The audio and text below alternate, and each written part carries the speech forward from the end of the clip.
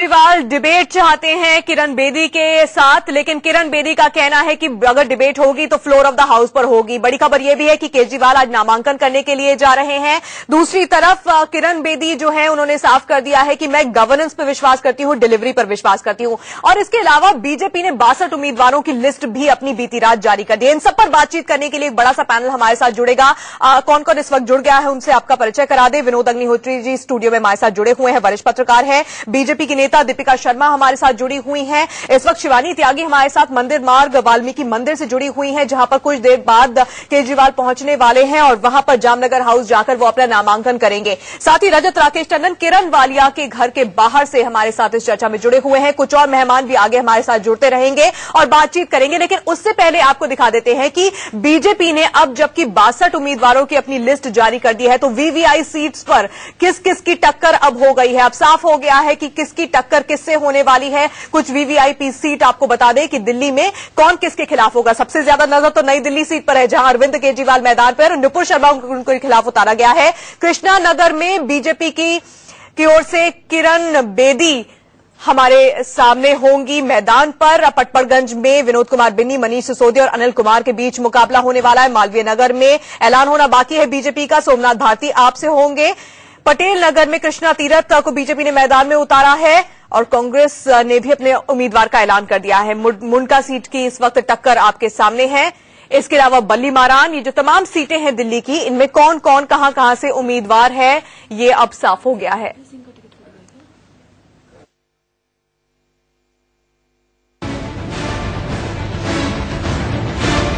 दिल्ली में अब किरण बेदी और केजरीवाल के बीच में मुकाबला होगा। बीजेपी ने अपना सीएम उम्मीदवार किरण बेदी को बनाया है, जिससे दिल्ली विधानसभा चुनाव की जंग अब दिलचस्प मोड़ पर पहुंच गई है। 15 जनवरी को बीजेपी में शामिल हुई किरण बेदी को 19 जनवरी को दिल्ली का नेतृत्व दे दिया गया। हालांकि उन्हें टिकट नई दिल्ली से न देकर कृष्णा नगर से उम्मीदवार बनाया गया। दिल्ली का नेतृत्व मिलने से गदगद किरण बेदी ने सबसे पहले केजरीवाल को अपना निशाना बनाया। उन्होंने पूर्व सीएम पर हमला करते हुए कहा कि केजरीवाल अभी लर्नर हैं। दिल्ली को पूर्ण विश्वसनीय सरकार चाहिए, जिस पर 100% और ऐसी सरकार जिसके पास एक्सपीरियंस हो। दिल्ली लर्नर लाइसेंस नहीं मांग सकती, दिल्ली राजधानी है। लर्नर लाइसेंस ऑपोजिशन में हो सकते हैं, लेकिन मेन सरकार में पूरे लाइसेंस वाले होने चाहिए जिनके पास एक्सपीरियंस है। हमने अपने खास शो अर्ध सत्य में बताया था कि किरण बेदी दिल्ली में बीजेपी का चेहरा होंगी। 17 तारीख को अर्ध सत्य में ये भी बताया था कि बेदी बीजेपी की सुरक्षित सीट माने जाने वाली कृष्णा नगर से चुनाव लड़ सकती हैं। हमने अपने खास शो अर्ध सत्य में बताया था कि किरण बेदी ही दिल्ली में बीजेपी का चेहरा होंगी। केजरीवाल का सतीश उपाध्याय पर इस तरह से हमला बोलना, नरेंद्र मोदी की रामलीला रैली में लोगों का उम्मीद से कम आना और बीजेपी के नेताओं के बीच की गुटबाजी, यह 3 मोटी और बड़ी वजहें हैं जिनके चलते नरेंद्र मोदी और अमित शाह ने ये तय किया कि अब किरण बेदी को ही पार्टी का चेहरा बनाया जाए।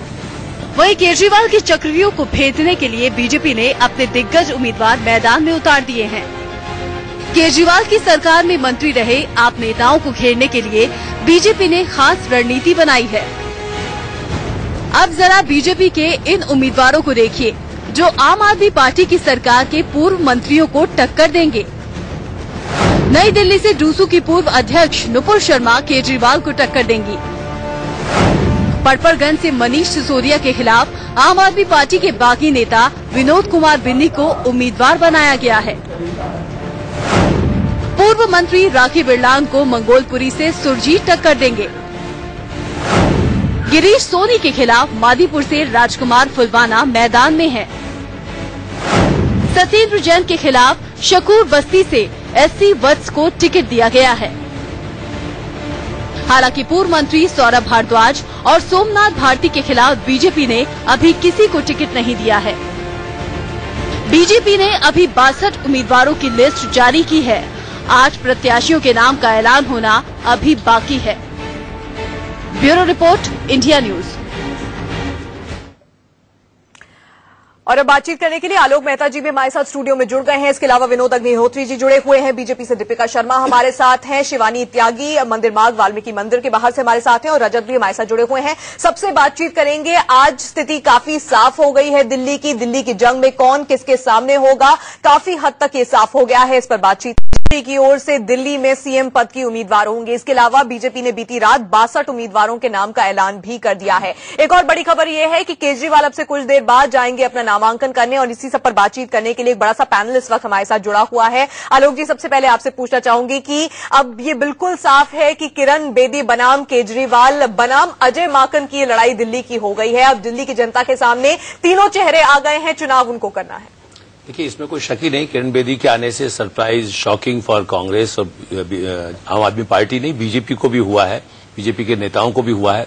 लेकिन उससे भी बड़ा शॉकिंग आप कहेंगे कि कृष्णा तीरथ को लेना। कृष्णा तीरथ पर भी बहुत गंभीर आरोप थे, इसलिए बहुत एक तरफ किरण बेदी हैं जिनकी एक अच्छी छवि रही, बहुत एक पुलिस अफसर रही, वो राजनीतिक नहीं थी। कृष्णा तीरथ पर विनोद जी भी यहाँ पर बैठे हैं, इन्होंने भी कई स्टोरी छापी है। तो उस जमाने में उन पर आरोप, उनके ऑफिस पे आरोप, किस किस तरह से काम किया था। दिल्ली में पिछली बार जिसकी जमानत जब्त हुई हो उसको तुरंत पार्टी में पहले दिन ज्वाइन करा करके और उसको टिकट दे दिया जाना, ये भारतीय जनता पार्टी के जो ऑनेस्ट क्लीन इमेज वाली जो है उसको बड़ा झटका कांग्रेस बीजेपी के और संघ के कार्यकर्ताओं को तो जरूर लगेगा, जो स्वयंसेवक झंडा लेके उस इलाके में घूमते थे।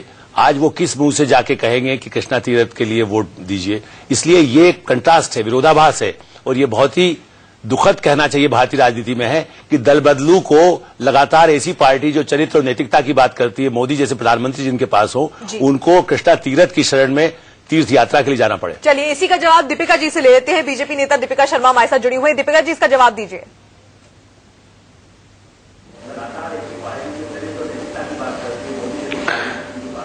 तान्या जी, ऐसा है, सबसे पहले तो कृष्णा तीरथ जी को किसी भी कोर्ट ने कन्विक्ट नहीं किया है और दूसरी बात यह है कि जब भी एक पॉलिटिकल पार्टी रण में उतरती है तो अपनी कोई ना कोई स्ट्रैटेजी बनाती है, कोई ना कोई अपनी विजन आगे रखती है और जी बोलिए। और मैं समझती हूँ कि हर पार्टी का ये एक निज अधिकार होता है, क्योंकि चुनाव एक रण होता है। आप चुनाव में उतरते हैं जीतने के लिए, तो अगर आप जीते नहीं तब भी पार्टी के ऊपर प्रश्न चिन्ह लगते हैं। और मैं समझती हूँ कि कृष्णा तीरथ जी 3 टाइम एमएलए रह चुकी हैं, 2 टाइम मेंबर ऑफ पार्लियामेंट रह चुकी हैं, दिल्ली सरकार में मंत्री रह चुकी हैं। खुद पहले से ऐसे नेता नहीं थे जिनको आप टिकट दे सकते थे, जो दूसरी पार्टी से आए पैराशूट नेताओं को सडनली आपने मैदान में उतार दिया। इससे कई कार्यकर्ताओं में नाराजगी है। मनोज तिवारी तो खुलकर बोल चुके हैं कि किरण बेदी अभी कार्यकर्ता है, उन्हें कार्यकर्ता के रूप में ही अपने आप को प्रोजेक्ट करना चाहिए। कल जब ऐलान होने से पहले ये बात बोल दी थी। बहुत से कार्यकर्ता नाराज तो नहीं हो गए इस बात से कि आपने पैराशूट नेताओं को टिकट बांट दिए हैं?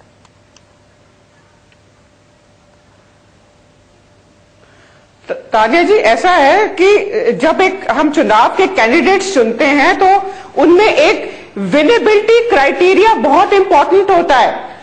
आपका प्रत्याशी अगर चुनाव नहीं जीतता है तो फिर पार्टी की भी छवि ठीक नहीं जाती है। चुनाव एक रण है, उस एक स्ट्रैटेजी के तहत वो लड़ा जाता है। कृष्णा तीरथ जी 3 टाइम एमएलए रह चुकी हैं, 2 टाइम मेंबर ऑफ पार्लियामेंट रह चुकी हैं। चलिए, तो बीजेपी की यानी कि स्ट्रैटेजी यही है कि सीट किसी तरह से निकालनी है, चाहे उस सीट के लिए किसी को भी मैदान में उतारा जाए, चाहे उसके लिए किसी भी पार्टी से किसी भी नेता को लाया जाए। क्योंकि बहुत दिन पहले ये साफ हो गया था कि बहुत सारी ऐसी जगह है जहां पर बीजेपी को डर लग रहा है जिन सीटों पर, और इसके लिए वो कुछ ऐसे उम्मीदवारों को ढूंढ रही है जो दूसरी पार्टी के हैं, मजबूत हो सकते हैं। ये खबर तो बहुत दिन पहले आ गई थी और अब साफ हो गया है कि किस किस पार्टी के किस किस नेताओं पर उनकी नजर थी। तो दिल्ली की लड़ाई केजरीवाल बनाम किरण बेदी बनाम अजय माकन की हो गई है। अब यह साफ हो गया है कि ये तीनों चेहरे मैदान में हैं और जनता किसको वोट देगी ये तो 10 तारीख को ही साफ हो पाएगा। लेकिन कौन कौन उम्मीदवार मैदान में उतारे गए हैं बीजेपी की ओर से, वो हम आपको लगातार दिखा भी रहे हैं और उस पर चर्चा को आगे बढ़ाते हैं। विनोद जी, ये बताइए कि सबसे ज्यादा जो नजर थी वो नई दिल्ली सीट पर थी। नई दिल्ली सीट से बीजेपी क्या किरण बेदी को उतारेगी या शाजिया इल्मी को उतारेगी या फिर जया प्रदा को पार्टी में इंडक्ट करके और फिर उन्हें उतारा जाएगा? ऐसी चर्चाएं तो बहुत थी, लेकिन उतारा गया है नुपुर शर्मा को। कितनी बड़ी चुनौती वो केजरीवाल को दे पाएंगे? क्या एक तरह का वॉकओवर है ये बीजेपी का, या फिर आपको लगता है कि नुपुर शर्मा वो बाधा रखती है कि केजरीवाल को कड़ी टक्कर दे? देखिए, पिछले विधानसभा चुनाव में आपको याद होगा भाजपा के तत्कालीन अध्यक्ष थे विजेंद्र गुप्ता जी, वो लड़े थे नई दिल्ली से शीला दीक्षित के खिलाफ। अरविंद केजरीवाल ने हिम्मत की थी, मैं कहूंगा कि शीला दीक्षित जो थे इनकम्बेंट चीफ मिनिस्टर थी, 15 साल से वो जो है कांग्रेस की नेता थी और चीफ मिनिस्टर थी दिल्ली की, उनके खिलाफ लड़ने की हिम्मत की थी। वो हिम्मत किरण बेदी ने नहीं दिखाई, जबकि किरण बेदी के पास पूरा तंत्र है भारतीय जनता पार्टी का। अब तो भारतीय जनता पार्टी की नेता है वो, भाजपा के कार्यकर्ताओं का पूरा तंत्र है, पूरा जो है संघ का पूरा नेटवर्क है, केंद्र सरकार की पूरी ताकत है, संसाधनों का पूरा वो है और उनकी अपनी छवि भी है, सब कुछ है, उनकी अपनी नवज्योति भी है, तमाम संस्थाएं हैं। उसके बावजूद उन्होंने वो हिम्मत नहीं दिखाई। उन्होंने एक सेफ सीट ढूंढी कृष्णानगर, जो डॉक्टर हर्षवर्धन की सीट है, जो भाजपा की सबसे सुरक्षित सीट मानी जाती है, तो वो उन्होंने वहां गई। वो हिम्मत जो अरविंद केजरीवाल ने दिखाई थी वो उन्होंने नहीं दिखाई निश्चित रूप से। नूपुर शर्मा, विजेंद्र गुप्ता जो थे दिल्ली की राजनीति के मंजे हुए नेता हैं, कारपोरेशन की राजनीति उन्होंने बहुत की है, जमीनी राजनीति की है, वो तीसरे नंबर पर रहे थे वहां पर और उनको वोट भी बहुत कम मिले थे। अब नूपुर शर्मा कितना कर पाएंगी इस माहौल में, जब अरविंद केजरीवाल वहां से सिटिंग एमएलए हैं, चीफ मिनिस्टरशिप के दावेदार हैं, 49 दिन की सरकार चला चुके हैं और आम आदमी पार्टी के सबसे कद्दावर, सबसे बड़े नेता हैं,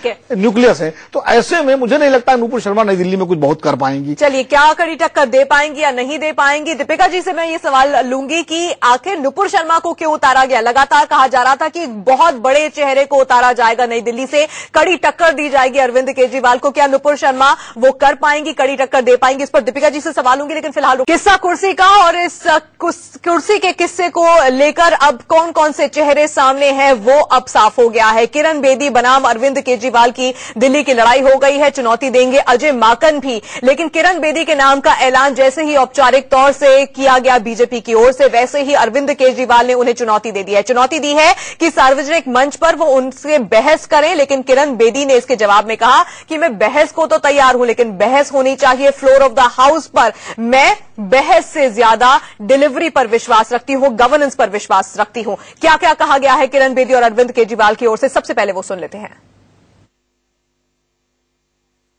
मैं उनसे अपील करता हूं कि ये जनतंत्र के लिए एक बहुत अच्छी पहल होगी अगर दोनों के बीच में एक डिबेट हो, अलग अलग मुद्दों के ऊपर हो। जनता देखिए अभी क्या होता है कि जनता धर्म के नाम पे, जाति के नाम पे वोट देती है, उनको पता नहीं होता कि क्या मुद्दे किस पार्टी के हैं।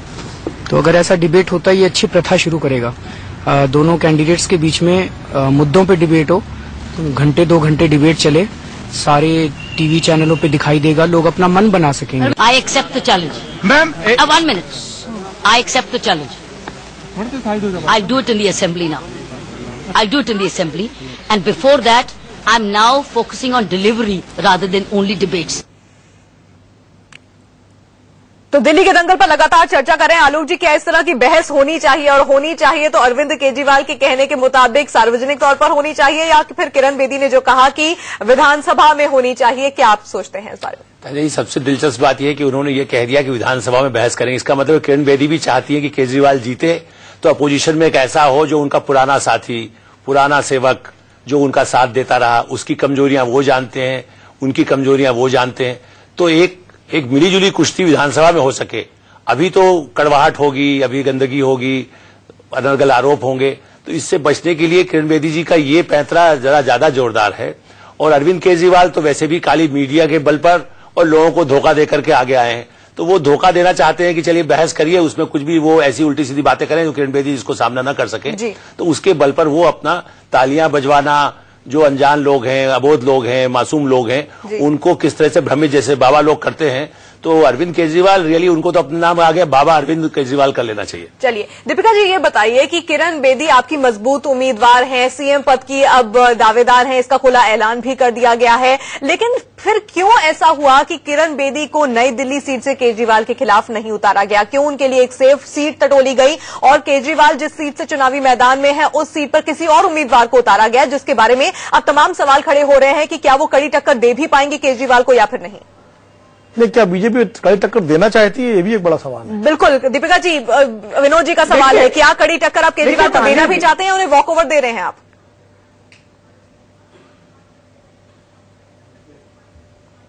देखिए तान्या जी, सबसे पहले मैं बताना चाहूंगी कि ये चुनावी रण है, इसमें कौन सा कैंडिडेट कहां उतरता है, ये पार्टी की अपनी इंटरनल रणनीति होती है। नहीं, लेकिन रणनीति क्या है कि केजरीवाल को वॉकओवर दे दो और किरण बेदी को सेफ सीट दे दो ताकि वो जीत जाए, यही स्ट्रैटेजी है ना फिर?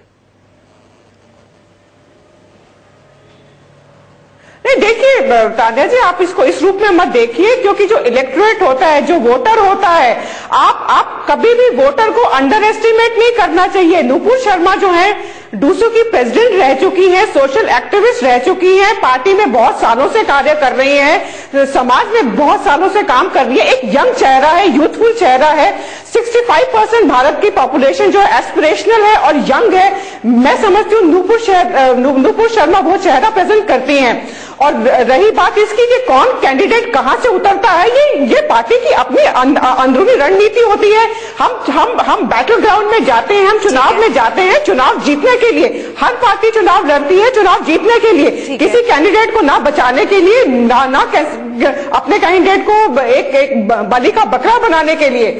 और जहां तक बात है कि किरण बेदी जी कृष्णनगर से क्यों कर रही है, तो ये पार्टी की अपनी अंदरूनी रणनीति है और इसके ऊपर टेलीविजन डिबेट्स पे बहस नहीं हो सकती। चलिए विनोद जी, यानी कि स्ट्रैटेजी तो यही है ना, दीपिका जी चाहे माने चाहे ना माने, स्ट्रैटेजी यही है कि किरण बेदी को जिताना है, इसलिए उनके लिए सेफ सीट की तलाश की जा रही थी। कृष्णानगर एक बहुत सेफ सीट है बीजेपी के लिए, वहां पर उन्हें जीत आसानी से मिल सकती है। जहां तक नई दिल्ली सीट की बात है, कोई उतना स्ट्रांग उम्मीदवार नहीं बीजेपी के पास है जो कि केजरीवाल को कड़ी टक्कर दे। पिछली बार हमने देखा शीला दीक्षित को 25,000 के करीब वोटों से उन्होंने हरा दिया था, इसलिए इस सीट पर वो कोई रिस्क नहीं लेना चाहते। यही स्ट्रैटेजी है ना इसका मतलब विनोद जी? नहीं, देखिए बिल्कुल सही है। दो चीजें हैं। एक तो Kiran Bedi chief minister candidate हैं, तो उनको रिस्क जोखिम जो है पार्टी नहीं लेना चाहती कि कोई ऐसी सीट में फंसा दें कि जहां उनको जो है हारने का खतरा हो, कि आप कैंडिडेट ही हार जाए और पार्टी जीत जाए तो बड़ी अजीब स्थिति होगी। और जिस तरह से उनको ऊपर से लाया गया है और पार्टी के अंदर जो है उनको लेकर के तमाम तरह की एक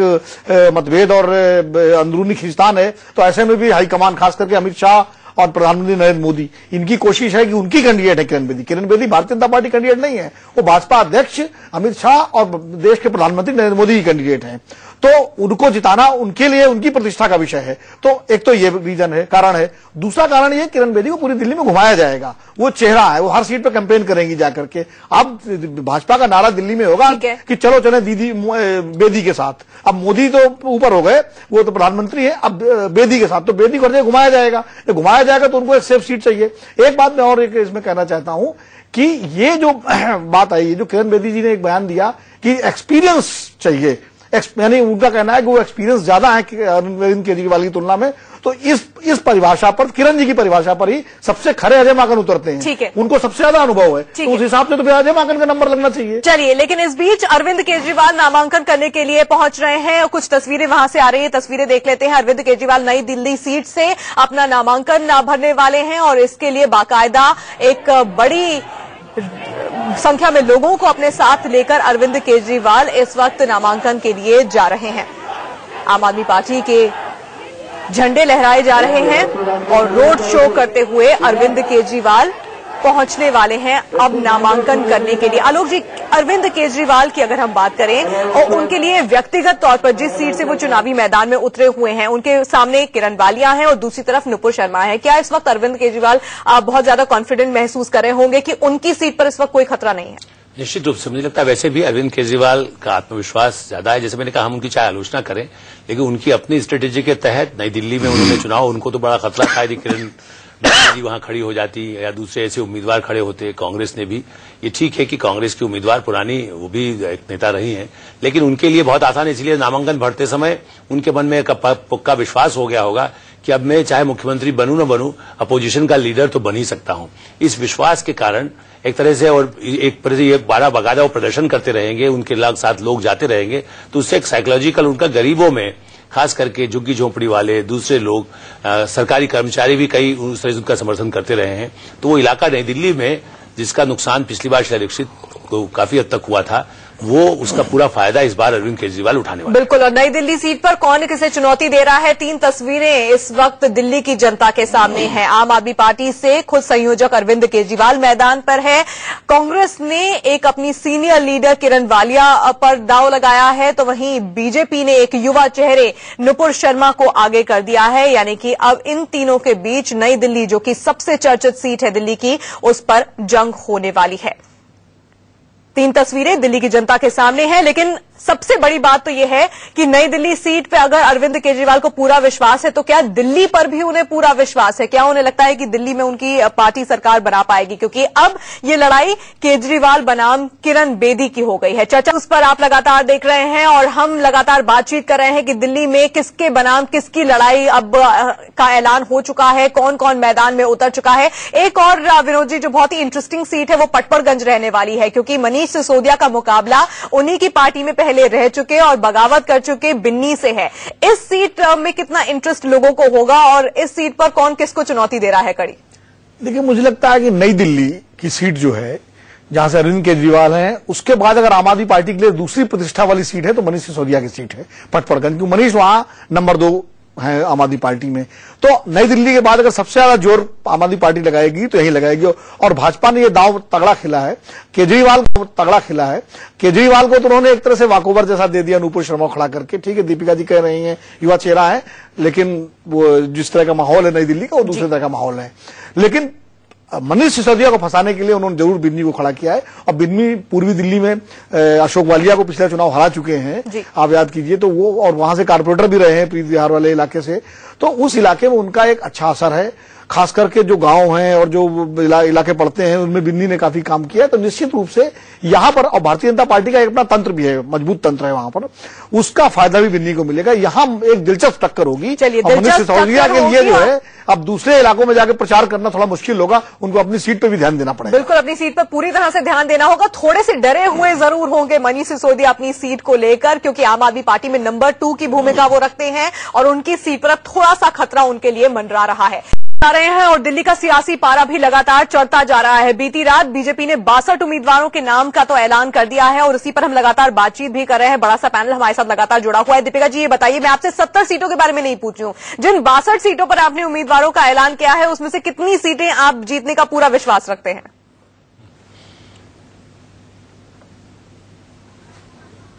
चलिए, लगता है इस वक्त दीपिका जी तक हमारी आवाज ठीक तरह से नहीं पहुंच पा रही। आलोक जी, अगर यही सवाल मैं आपसे पूछूं कि बीजेपी ने 62 सीटों पर तो उम्मीदवारों का ऐलान कर दिया है, लेकिन इन 62 उम्मीदवारों को देखकर कितनी सीटों पर वो पूरा विश्वास रखते होंगे कि वो जीत पाएंगे? क्योंकि बहुत सी सीटें हैं जिन पे जो उम्मीदवार हैं या तो नए हैं या फिर उतने मजे हुए खिलाड़ी नहीं है राजनीति के। तो फिर बीजेपी को क्या लगता होगा, इन सीटों पर कितनी सीटें वो हासिल कर पाएगी? तालिया जी, देखिए, उनकी कोशिश है कि बहुमत किसी तरह से आ जाए। 35 से 40 से 60 का टारगेट, जैसा उनका ना टारगेट 60 का रखते हैं, तो वो उनको लगता है कि यदि हम 40 भी आ गए, 35 भी आ गए, तो किसी तरह से 36 हम ले आए तो हमारे पास आंकड़ा बन जाता है जी। और ये इसीलिए सब कुछ दांव पर लगा करके, और अभी भी मुझे तो ऐसा लगता है कि यदि आम आदमी पार्टी से बाद में भी कोई तोड़ ले, कभी किसी पार्टी से भी छोटा कोई 5 पार्टी लोग आते हैं, पिछली बार भी कांग्रेस से भी टूट सकते हैं तो टूट जाए। तो कुछ ये, जैसे अभी इसके पहले दीपिका जी चाहे कह रही थी रणनीति का हिस्सा एक ये भी है कि केजरीवाल जैसे नेता जीत जाएं, उनके लोग हार जाएं, दूसरे लोग हार जाएं, दूसरे लोग जीत जाएं। मतलब उससे उनकी कोशिश है कि बाद में भी जोड़ तोड़ जारी रख सके। जो जम्मू कश्मीर में करने की कोशिश हो रही है वही दिल्ली में करना चाहिए। बिल्कुल। चलिए, मेरे पास वक्त बिल्कुल नहीं है। विनोद जी, बहुत संक्षेप में एक लाइन में आपसे पूछना चाहूंगी कि 62 सीटों में से कितनी सीटों पर पूरा विश्वास होगा बीजेपी को? मुझे आलोक जी कह रहे हैं जिस तरह का मुकाबला है उसमें 62 सीटों में, अब मिशन 60 तो लेके चल रहे हैं, वो मिशन 44 प्लस भी लेके कश्मीर में चले थे, झारखंड में भी मिशन 54, 55 लेके चले थे, लेकिन वो अल्टीमेटली रह जाता। आप टारगेट बड़ा लेके चलेंगे तो छोटा आएगा, आप बहुमत का आंकड़ा पार करने की कोशिश करेंगे। उनकी कोशिश है किसी तरह 40 से 45 सीटें, कुल मिलाकर 70 सीटों में हम जीत जाए। और जहां आप 62 की बात कर रहे हैं तो निश्चित रूप से 40 सीटों में जीतना चाहेंगे वो भारतीय जनता पार्टी। अब उसके बाद वो कितनी जीत पाते हैं ये तो चुनाव के बाद। बिल्कुल। चलिए, जिन 62 उम्मीदवारों का ऐलान हो गया उसके बाद दिलचस्प इस वक्त आपकी स्क्रीन पर हम आपको लगातार दिखा रहे हैं। दिल्ली में किसके बनाम किसकी लड़ाई किन किन सीटों पर है वो लगातार आप देख रहे हैं। एक